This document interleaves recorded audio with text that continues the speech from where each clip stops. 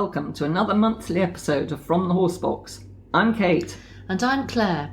This month's Horsebox guest is a retired farmer and racing commentator, JP, DC, OBE. What do all these mean? Yes, certainly very impressive, and all will be revealed.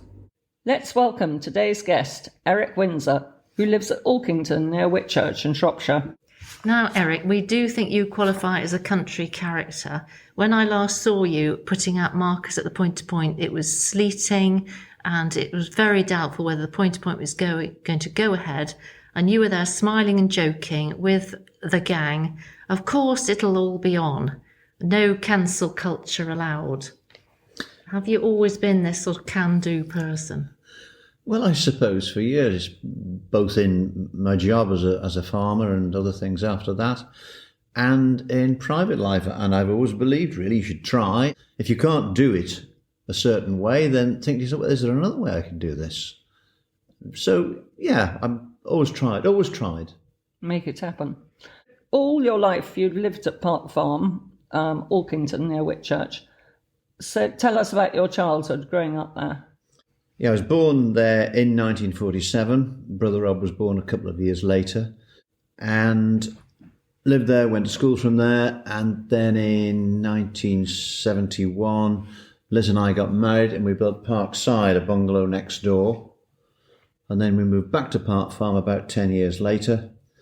And now we've just sold Park Farm, the farmhouse, and we're moving back to Parkside.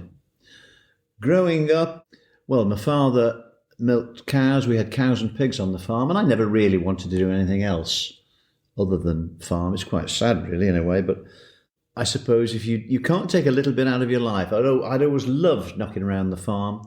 And one of my first memories, I'd be 3 or 4, I suppose, I can just remember cart horses being on the farm and then going up the road as a final hello, and the Fergie T20 arrived. And other than messing around on the farm and trying to help, thinking you're helping, a big day out in those days would have been a day with my mother in Chester shopping. And then coming back from Chester, we'd always call on relations, mainly fernal relations who lived in that area, perhaps Alford or Pulford or Tilston. My mother had about 50 cousins, most of whom were fairly local. And calling on them, I think that led to a great interest that I've got in the family history, in genealogy, and in heritage generally. And I keep threatening to write it down, but I'm not sure if anyone would be interested. But you never know. One of these days, I might do. Well, you've got to write it down now, otherwise it's potentially lost, isn't it? Otherwise it's too late, you're trying to say, aren't you? No, I didn't. How long have you got left? So your father came from Nantwich and your mother was born at Royton. Tell us about the first horse that you nearly bought. Rather a special horse. Well, Dad's family came from Wrenbury. My mother's family came from Royton, born at Royton. Then they moved to Grifftag. And in 1915, when my grandfather moved to Park Farm, to Alkington, it was a tenanted farm then. He took it over from a chap named Davenport. Now, this Davenport had always dealt in horses of one sort or another. And there was a youngster in the field. And he said to my grandfather, "You can have that horse if you want. I'll sell it you." So grandfather got no money, went to his father and said, "Old Davenport will sell me that horse in the field. Will you buy it for me?" And his father said, "No, I most certainly won't. But I'm not going to buy you a racehorse." And that racehorse went on from there, and it was Pothlin, which won the National 2 years on the run at Gatwick and then at Aintree in 1917 and 18, or 18 and 19, perhaps. Bred by Major Peel from here where we are at the moment, and sold by him to someone, and it ended up at Park Farm at Davenport. It went from there to somewhere else, and Major Peel bought it back in the end. It went into training down south, I can't remember where, and Ernie Piggott, Leicester's granddad, rode it to win 2 Grand Nationals. This horse is amazing, really. Keeps on giving. But it's 100 years ago since he won the National. And what a legacy he's left. And there's always a connection. I mean, now we're talking about the National. What did you think about the slant that the protest had on this year's National? I watched it on TV, as thousands of others did. And I think the people, they're spoilers, that's the trouble. They don't care what they spoil, but they tend to try and spoil other people's pleasures, other people's sports. I mean, it's no different spoiling the Grand National than spoiling a lot of other things. What did I think of them? I think Ed Chamberlain and Mick Fitzgerald and Tony McCoy said they haven't any idea, these people, how a racehorse is treated. And if they would go and have a look, and there's every chance, they would have every chance to go and have a look. If they go and have a look at some racing stables, they would understand that these racehorses get 5-star treatment from birth right through to death. Yes, yeah. And they certainly don't understand about keeping them waiting and sort of, how they geared up on Saturday for a race. No. As that. And of course, we lost one in the National, didn't we? Sandy Thompson trained it, and it was a high-strung horse, I believe. And he said if it had been allowed to go around the paddock and then out onto the course and race, it would have been perfectly all right, probably. But as it was, it got hyped up and fell at the first. Very sad. What they'll do, I don't quite know. So going back to your early life, you went to the White House School in Whitchurch and then the grammar school, where you found the academic side pretty easy, really. I don't know where you got that from. Well, we hear you were very clever. I don't know where you got that from. Yes, I don't know I was very clever, but I was lucky, really. Went from the White House to the grammar school and I was reasonably bright there. Decided I wanted to farm. I was going to go to Reading University. That was the plan. And then, anyway, I left in lower 6. I'll never quite understand why. I wanted my backsides kicking, really. And came home to farm because that's what I wanted to do. And then went from there to a year or so later to Walford. Got qualifications there. And then did a farm management course at the Tech at Shrewsbury and got that. And then proceeded to milk cows and grow pigs and have a few sheep. I wish, in a way, that I had gone away for a couple of years before I'd gone to Walford, because I was brought up with cows and pigs chiefly, perhaps the odd sheep, perhaps a bit of corn, but potatoes, sugar beet and other crops were almost a foreign language. And if I'd gone away for a couple of years before I went to Walford, I think I would have done better, isn't the word, but seen a wider variety of... Yes, yeah. But I thoroughly enjoyed it there. Made some great friends there. Friends I've still got today. And quite soon after that, you met Liz from Penlan. Yes. A barbecue, a Mexican fiesta. Yeah, well, I finished at Walford the month England won the World Cup in 1966. And I used to play quite a lot of cricket for Fens Bank, well, for Escoyd then. And we played cricket this one particular day, went to the Anchor in Whitchurch at night, where we always used to go. And then a couple of us decided to go to this Mexican fiesta. It was a barbecue type thing up in the hills of Burwoodsley. So we went there, met Liz, and it was the beginning, I suppose. The rest is history. Very romantic. Yeah, Liz came from Penlan for years and years, and perhaps they still do, I don't know. Hounds would exercise in midsummer on the park. Yes. They still do, I expect. But so Liz really was brought up with huntsmen and hounds, and she went hunting when she was a youngster. So you hadn't actually ridden, but your children were, Emma and Rob, were very keen growing up.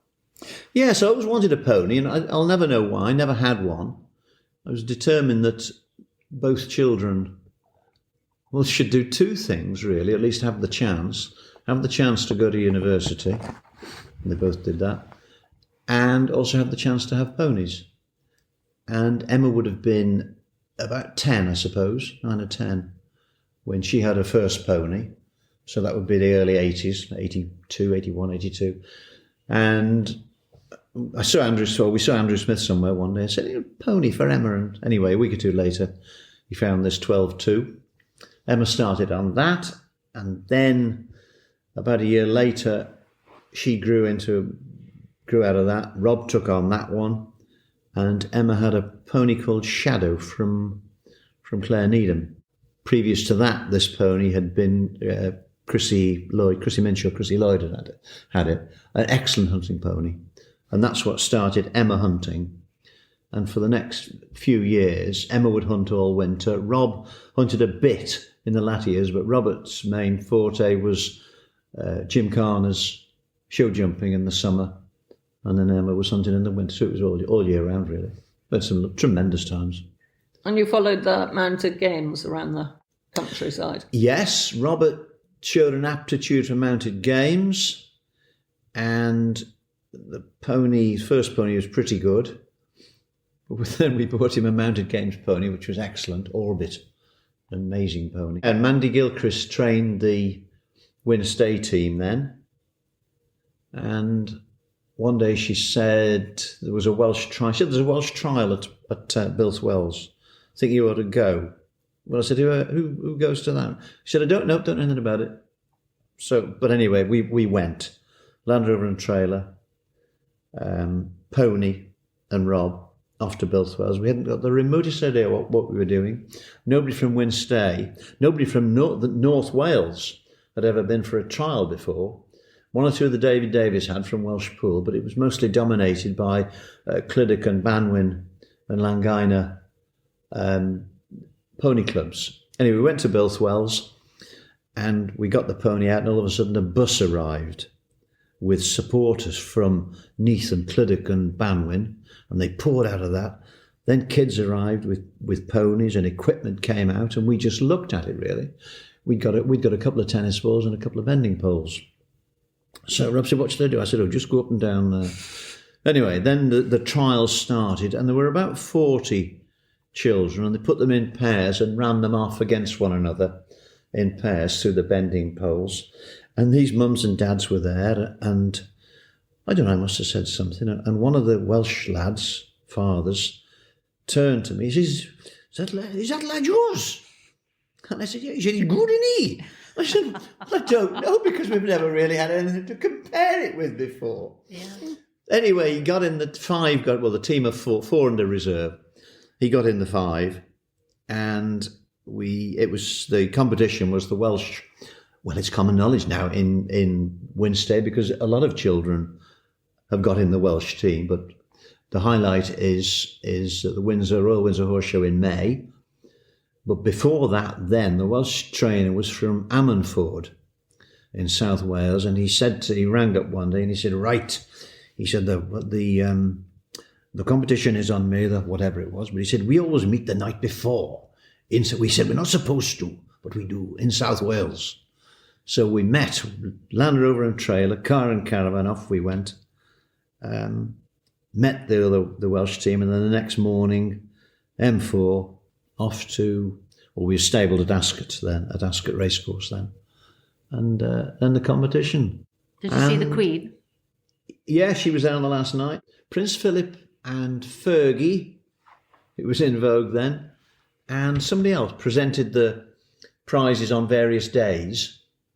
And then the Queen appeared on the final night, and then the Welsh team won it. Yeah, fantastic. It's tremendous. And that was 1988. Yeah. I'll never forget it. There were some lovely photographs at home of it.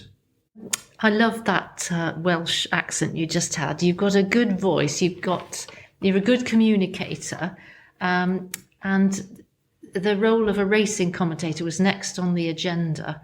Did you ever commentate for the Pony Cup Games? It started when Rob started doing mounted games. We were short of a commentator. Mandy Gilchrist, Mandy Evans. She was training, and she said, you have a go. So I did. Did you manage to keep impartial as your own were going up and down? I hope so. But you never know, you see. You just hope you do. So you must have commentated for lots of shows and things before the racing kicked off. Nantwich show. Do you remember the Shires? How did you cope with the... Yeah, well, I started commentating, ponyhood commentating, then point-to-point commentating, and then probably towards the late 90s, I did the Cheshire show and Nantwich show, and then others since.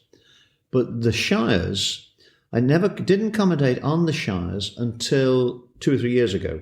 The Shires were always done at Nantwich, Cheshire, and other local shows by Sarah Rouse.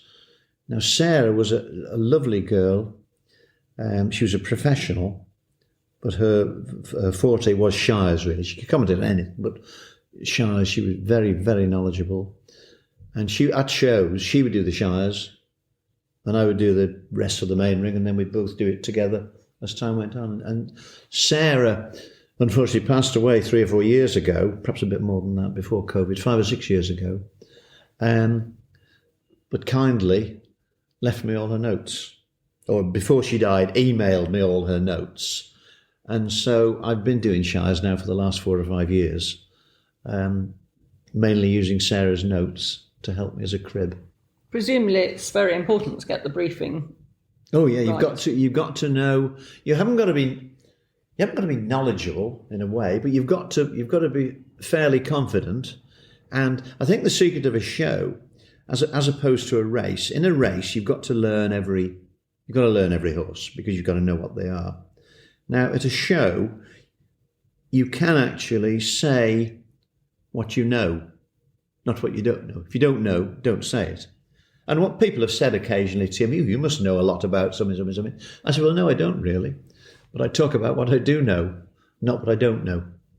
And that's the difference between commentating on a race and commentating at a show. Do you get nervous when does the old heart start?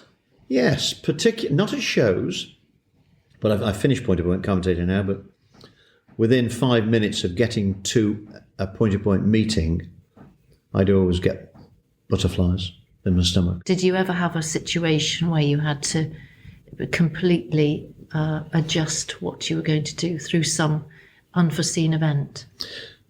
I think the one race that springs to mind is the first race I ever did, and it was at Eaton Hall. Johnny Turner was commentating. I'd been racing with him. He was a racecourse commentator as well. I'd been racing with him a time or two, and I said, I'd love to do a race. So one point, 90, I think it was 93.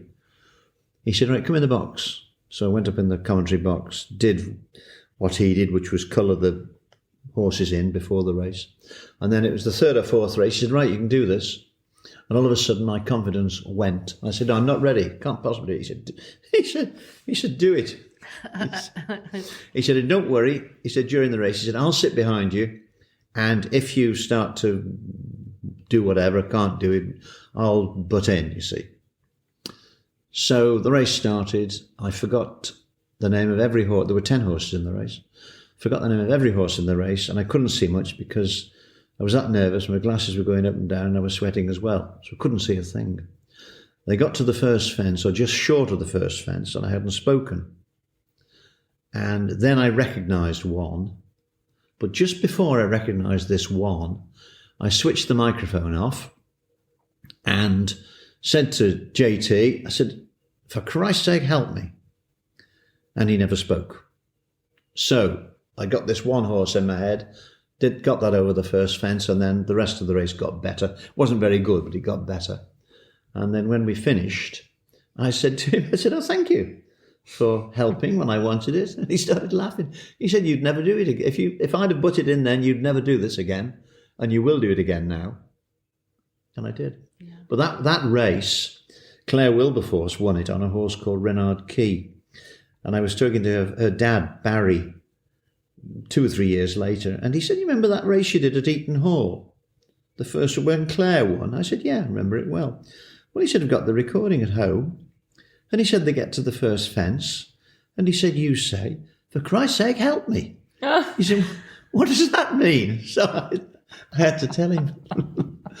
So, Eric, although you spent all your working life in farming, farming hasn't defined you. You've managed to combine many interests in your life.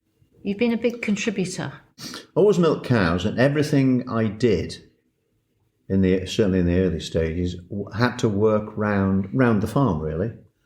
And commentating was one of them, and I'd milk when I got home, if necessary. And I used to play cricket, used to play football on a Sunday. So you get back home to milk. And everything worked around that, really. But I think perhaps I was determined that I wasn't going to just be on the farm. Soon after we got married, I joined Witches Round Table. And that opened up a whole new page in life, really. And it helped Liz a lot because she'd come from Penellan and didn't really know anybody in Whitchurch, but that gave us a chance to meet people other than farmers, really. So what would you say to many farmers who find it difficult to get this sort of work-life balance? It's difficult. And a lot of farmers work on their own or almost on their own.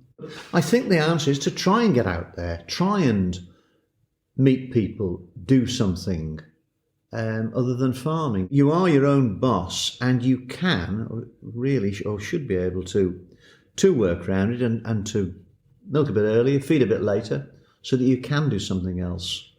You've got to make it happen, though, haven't you? But you've got to make it happen. It doesn't happen on its own. Yeah. Also, you managed to fit in being a DC. That's quite something. That must have been a very testing role. Tell us about that. Yeah, don't quite know how I got there. That just it's a very prestigious job. Yes. Should we say for some of our viewers, a DC is the district commissioner who runs the branch of the local pony club? Yes, yeah. And Emma and Rob were in Pony Club, and Jill decided to retire. And we were sitting around the table one night at a Pony Club committee meeting, which used to go on till about midnight. I don't know what we used to talk about. And, well, who's going to do it now then? And I sort of went all around the table, and they seemed to settle on Eric Windsor. So I got the job. The excuse was it would be good to have a male DC. In the interest of equality. Or in theory, to assert a bit of something or other into the Pony Club, but I was controlled by women even But then. you had a sidekick, didn't you? Oh yeah, Claire Smith, yeah. And really, I suppose, Claire looked after the horse side, and it was my job to placate the mothers. What's the secret of that? Well, I don't know. We did have one or two near misses, one or two serious discussions with parents, but we used to have a Pony Club tent, and the Pony Club tent was 7 metres by 7. It was a pole tent, a pole in the middle, and you could actually put it up yourself. It was a bit of a struggle, but you could do it. And at every Pony Club event, the Pony Club tent would be there. And I used to have my own corner, called Windsor's Corner. Well, some people call it Windsor's Corner, but it was Windsor's Corner. You got a mother that was that didn't like something to be going in, get her in the corner and sit down on a chair and just have a discussion. And it seemed, no, I don't know, but it seemed to work. Quite good to keep them busy, though, really, the mothers, away from the children. Isn't that the aim? Yeah, but you have to be a bit careful, don't you? Because they are the ones that bring the children to the rallies. Yes. No, great fun. So it must have been a very good grounding for your work as a JP, placating the mothers and everything. Tell us how that all started. Well, that started, I left Round Table. They throw you out of Round Table when you're 40, which is an excellent thing because it keeps everyone young. And a couple of years later, someone said, well, it was the rector actually, said to my father, do you think Eric would like to become a JP? And Dad said, well, you better ask him. I don't know. So he did. And I said, well, yeah, I wouldn't mind. Because I'd always liked to do something. I suppose it's this getting away from the farm a bit. And over the years, even JPing up to a certain extent, started at 10 o'clock in the morning and finished at round about 4 o'clock. So you could work around that as well. I went for an interview and became a magistrate in the very early 90s anyway. And at the time, Liz and I went for a few days in France, and Emma was at university, Rob was at home, aged about 16, and when we left, we said to Rob, any letters we get, put them over there. If any look as if they might be important, open them and let us know, you see. And he rang up one day, and he said, you've had a letter, marked private and confidential, so I opened it, thought it must be important, and he said, they want you to be a JP. You ended up being the national chairman and travelling to London. Yes, well, and I don't quite know how that happened either. I became a magistrate in the I think it was 1990, to be honest, 1990 at Market Drayton and Whitchurch. They shut Whitchurch, became Market Drayton chairman in the early 2000s. And then we joined with Shrewsbury, and I became Shrewsbury chairman. And the chairman joins what's known as the Midlands. There's a Midlands committee. Over the next couple of years, anyway, I became chairman of the Midlands committee. And then from there are 6 areas in the country, 6 or 7 areas. And the chairman of those is on the national committee in London. And then the following year, once again, they looked around the room, these 6 or 7 for the chairman for the next year or 2 years, in fact, and looked at me, and it was Eric Windsor. The time in London was fascinating, and I'll still never understand how a little bloke from North Shropshire becomes chairman of the National Bench Chairman's Forum, which that's what it was called. Chairman of the chairman, 25,000 magistrates. This balance of judgment that you have is obviously something that I've spotted. Yeah, in court in Market Drayton, and there are some quite interesting tales, some of which can be told and some can't. But I remember very early on in court in Market Drayton, a lad walked in, looked at me, looked across at the bench. I wasn't in the chair, spotted me, and he said, "Hello, Eric, how are you getting on?" And then he went into the dock, and I turned to the chairman and I said, "I think I'd better go and sit at the back, hadn't I?" She said yes, so I did, and it was quite a minor driving licence offence that this lad, he used to come and help us in the harvest, quite a minor driving licence offence that he'd committed, and they more or less let him off. And then as he went back through the door, he turned to me, I was sitting at the back, and he said, "Cheer, Eric, see you." And I thought that was quite nice, really. It's humane almost, because that's all a JP must. You never get above yourself. You're judging people. They might be innocent, they might be guilty. Sometimes there's a bit of both. They might come from a very a background totally different to yourself. And I've always said, right from the start when I became a magistrate, and I still believe it now, if a number of people were better educated, then there'd be a lot less people in jail, be a lot less people coming to court. But education is the secret of it all. How's the role of JPs changed since you joined, do you think? Is it much more complicated? Yeah, they have to. If you go back further than before, if you go back before I started, they'd got a lot more independence, a lot more manoeuvre. They could do things, make decisions without really explaining it. But now, as in all walks of life, when you make a decision, you have to explain why you've done it. And the reason for that is if there's an appeal, the judge can look at it and say, this was wrong. So you were rewarded for this hard work, weren't you? I was. Why, do you want to know what it was? Yes. Well, I had... Something you must be very proud of. Yes, I am. I still can't understand why in many ways, but in November, it's probably 7 or 8 years ago now, I got a letter. They wanted to give me an OBE. That's what it was all about. But the way this letter was phrased, it wasn't that you're getting an OBE. Would you accept if you were offered an OBE? Yes. So I said, yes, of course. But that, of course, that's the get out, because if you say no, you've never actually been offered one. But anyway, said yes, of course. And I wasn't allowed to tell anyone. How tricky was that, sitting on the seat? Well, very, for about 4 hours, because I never told Liz till tea time that night. And I said, "You saw that letter I had today?" "Yes." She said, "What was it?" Well, I said, I said, I'm not supposed to tell you, really. But OBE, you see, and she said, I'd have been most disappointed if you hadn't told me. It was announced on January the 1st, because that was the honours list. But the press always have prior notification, about 2 days before.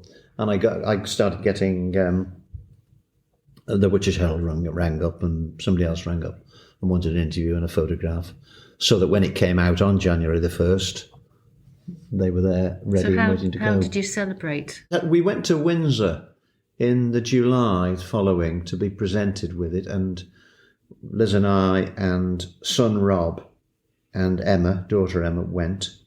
And we went on the Monday. And I love racing, and I wanted to go to Windsor races. I wanted an excuse, you see. And I said to Liz, come, we're at Windsor, let's go to Windsor races. She said, I don't know. Well, if you want me to go there, you're going to have to buy me dinner, you see. So I rang up Windsor. And of course, they'd only got 2 seats left. And they happened to be above the winning post, the dearest seats in the place. So I had to pay for the privilege. But if anybody wants to go to Windsor races, we went on the river taxi. The hotel was in Windsor. You jump on the taxi on the river and chug up the river.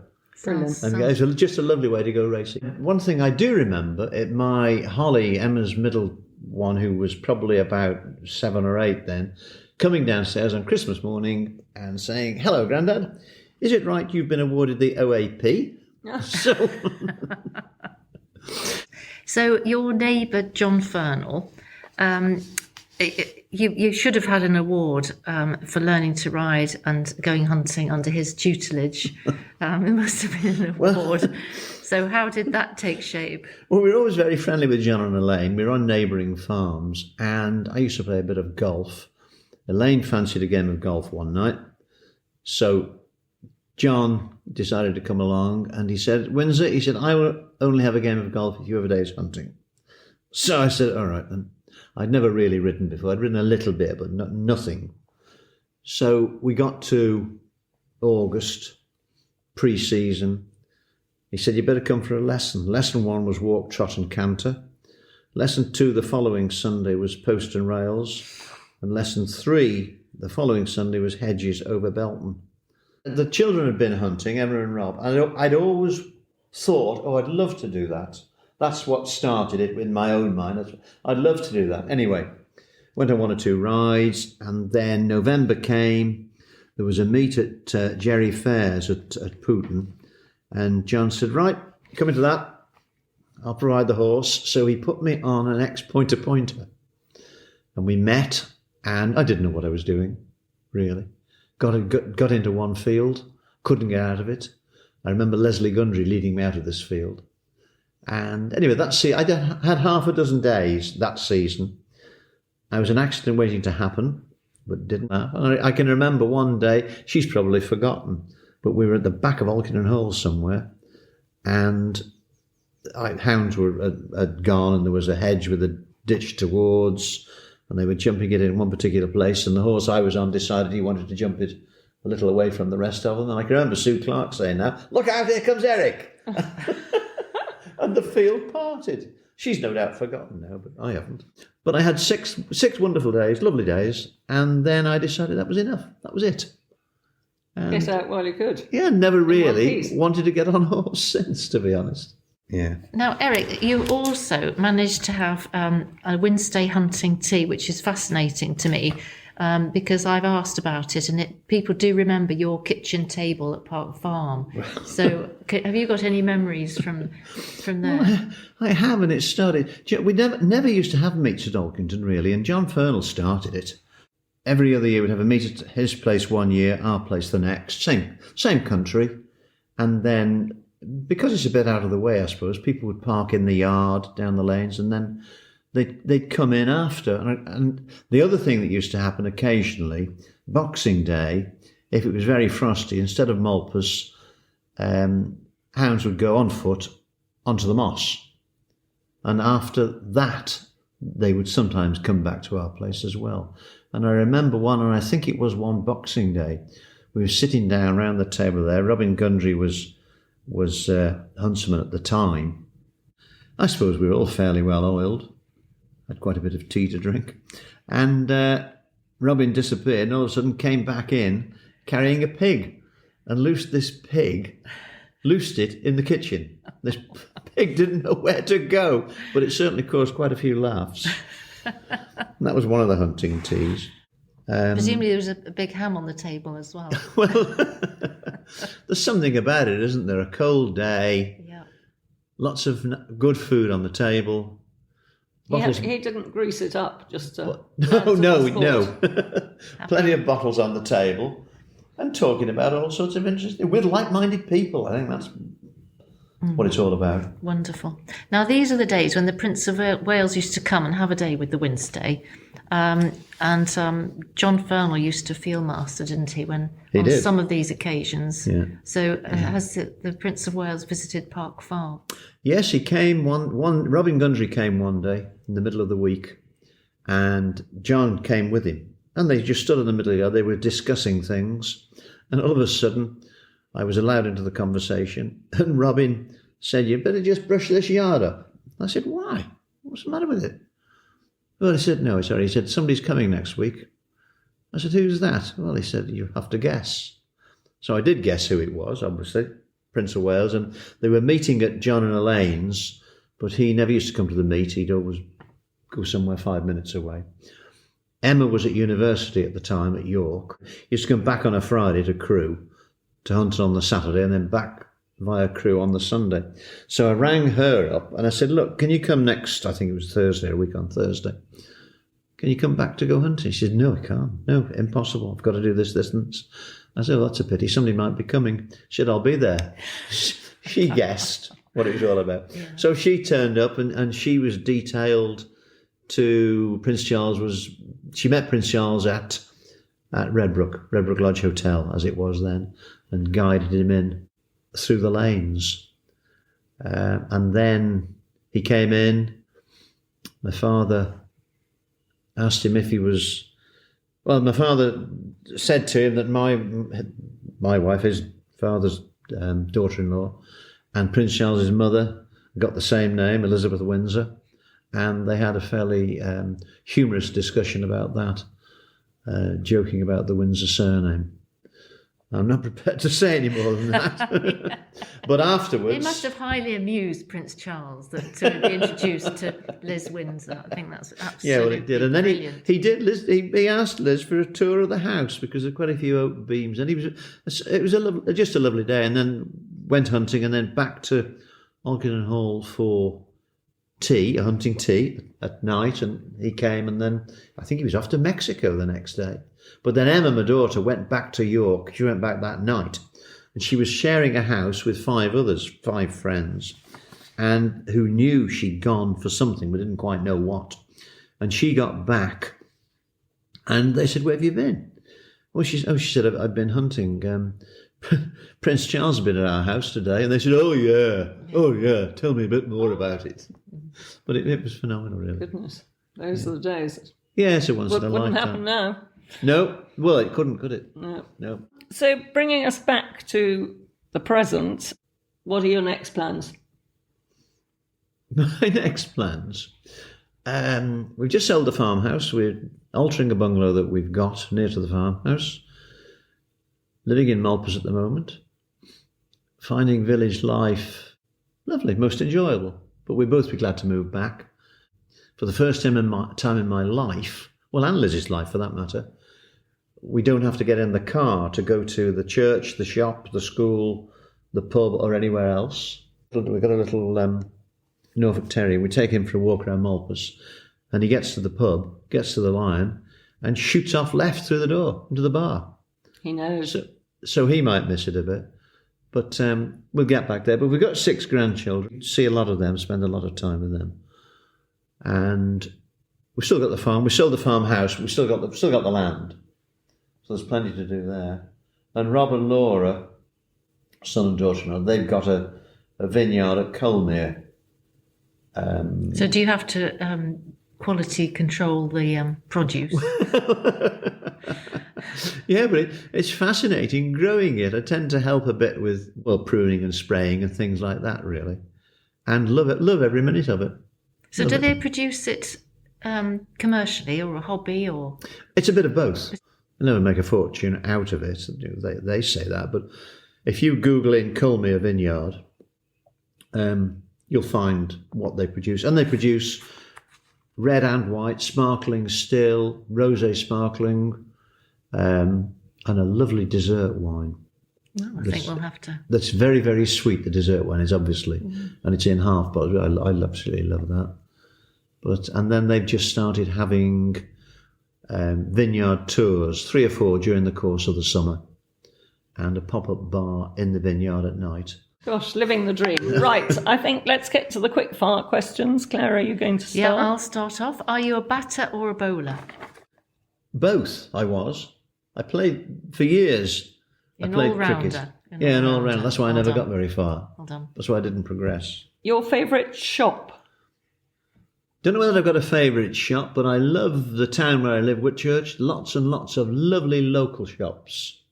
Clothes shops, food shops, delis, Johnny Huxley's bakery halfway up High Street, colour supplies where you can get anything you want. Yeah, it's all happens in Whitchurch. It does, yeah. So if you could choose again, JP or MP? I wouldn't choose MP. If I could choose again, I would be NFU. I used to do a lot with the NFU in the 70s in Whitchurch. Once again, between Milkins, but you could never go any further than local level because we went, if you go to national level, you've got to have people at home doing the work. That was impossible. But I loved the politics of NFU. But I've loved being a JP. Who would you like to have to supper? Eric Clapton or Eric Blair, commonly known as George Orwell? Clapton, I think. Clapton, I don't know whether he does, but he used to come shooting in Shropshire. I like this name, Eric's. It's in my father's name as well. Oh, is it? So I have an affinity with the Eric. But who I really like to have to supper is friends. Can I just say, having done the research on Eric, I'm afraid to say there are not many famous people with the name Eric. No, we keep a very low profile. That's yes. Your favourite tech gadget? Haven't really got one, but life would be very, very difficult now without a laptop or a mobile phone. And we usually finish with a motto or a joke. Right. Which is it to be? I'm not very good at jokes. A motto, a saying, probably do unto others as you would they should do unto you. Brilliant. Thank you so much. Thank you, Eric. It's been a pleasure. Well, I don't know about you, Claire, but I learnt so much about Eric. He's obviously incredibly well organised and disciplined, running a successful farming operation whilst pursuing his many interests. It should say on his school reports that he is very good at dealing with people and also not afraid to try new things. Are we up for some commentating, Claire? And as we turn the horse box towards home for the home stretch, it's Royal Windsor on the far side, neck and neck with Poyth Lynn as they race for the finish. It's going to be a close one, neck and neck. I think Royal Windsor just gets it on the nod. Thank you all for listening. Our next photo shoot for June the 1st should be one to look out for. Yes, please share and tell your friends, and we look forward to next time when it could be you in the driving seat.